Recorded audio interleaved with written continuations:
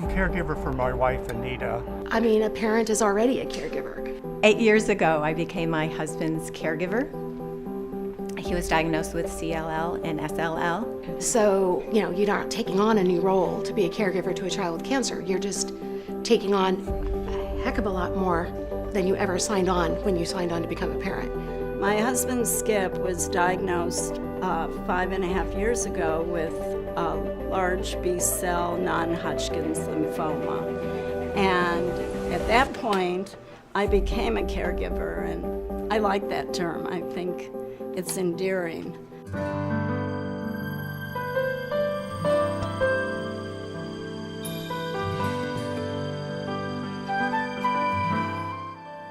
I get a phone call probably at least once a week from a caregiver asking about my support group, asking not just for the patient but for themselves, and it's pretty awesome to see that they're looking for that help. After one of our hospital visits or clinic visits, I kind of lost it in the car and I said, I just can't handle it anymore. And at that moment I realized too, I needed some counseling. You've got to accept that you need help, and that's probably the hardest part. It does help, and I think, the feelings are still there. You can still have the emotional swings, but just knowing that either you can talk to somebody or, it's not uncommon, it's not unfair to have those. It's kind of how you go forward once you have them, I think, is the important thing. In the beginning, when we were dealing with everything, we had a lot of support from our family. But the other thing we found, which was so supporting for us both, was there's a group in the Bay Area that has a camp for kids that have had cancer. There was stuff you got to do with the kids. And it was just being in this group of people that got it, that you could talk about that, yeah, we crashed here, or, well, that happened. Oh, what was your Make-A-Wish? Let's talk about that. I was really lucky, and I'm sitting next to one of the people I was really lucky to have. I had people who would walk with me in the morning, and one morning I would walk with Shirley, and one morning I would walk with someone else, and another morning I'd still walk with someone else. And I had about 4 or 5 days worth of different people who would walk with me and actually listen to me. Tell me what you would suggest for somebody who doesn't have the support system. It sounds like you guys were all very lucky to have that. What would you recommend for somebody that doesn't? I've worked with a lot of families since my son's diagnosis as a nurse that don't have the family and friends and everything around, that they're on their own, whether they have a partner or not.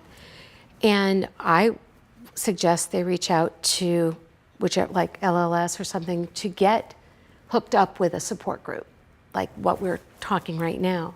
I would think the doctor's office too might be able to help a little bit, or wherever treatment is offered. If they don't have family, a lot of friends in the area, are they associated with any community group, whether it be a church or a religious organization or a social club?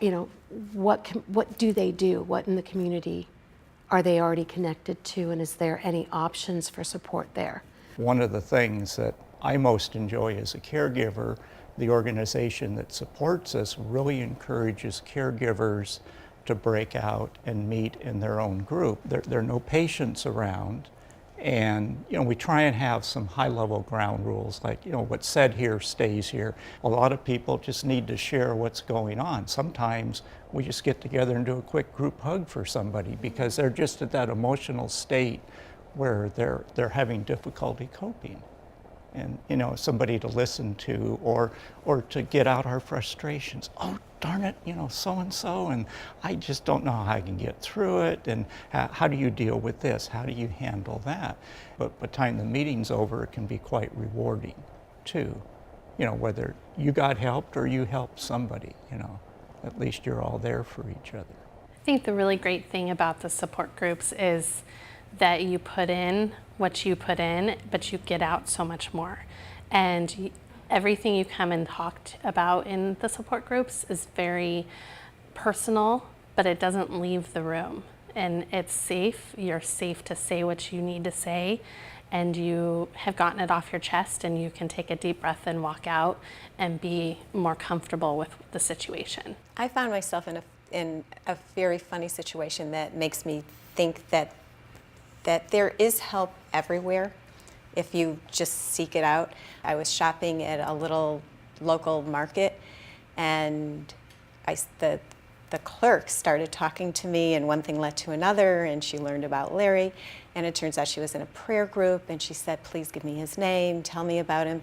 And every time I went to this grocery store, this particular grocery store, she would tell me that they're praying for him, and if I were alone and didn't have any family around, there was someone who was willing to open themselves up and be my support. It's just allowing oneself to be vulnerable and to reach out just a little, and I think there are people who will embrace you. Someone did to me, it's just like where I least expected it.